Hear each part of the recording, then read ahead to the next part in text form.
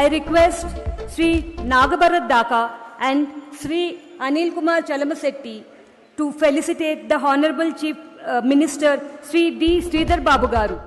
ఎవరైతే ఇవాళ కేసీఆర్ గారిని దూషించి ఏదో 4 మాటలు కేసీఆర్ గారిని పైశాచిక ఆనందం పొందే ముఖ్యమంత్రి ఉన్నాడో పాపం ఆయనకు ఐడెంటిటీ క్రైసిస్ ఉన్నది. ఐడెంటిటీ క్రైసిస్ అంటే ఆంగ్లం ఎక్కువైపోయింది.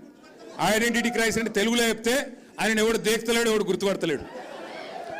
నిన్నటికి నిన్న ఎక్కడనో కాదు, నిన్న ఇక్కడ శంషాబాద్ దగ్గర ఏదో రిబ్బన్ కటింగ్ ప్రోగ్రామ్ పోయింది. మనం తెచ్చిన కంపెనీ మన టీ హబ్లో పుట్టిన కంపెనీ అది. ఆ టీ హబ్లో పుట్టిన కంపెనీ పెద్దగా అయింది, పెద్దగా అంతరిక్షంలోకి రాకెట్లు పంపుతున్నది. ఇక రిబ్బన్ కట్ చేయవా రేవంత్ రెడ్డి అని నేను పిలిచినారు. మనం గట్టినవన్నీ కడితే ఈయన పోయి రిబ్బన్లు కట్ చేస్తున్నాడు, అంతే కదా, ఏముంది చేసింది ఇప్పటిదాకా.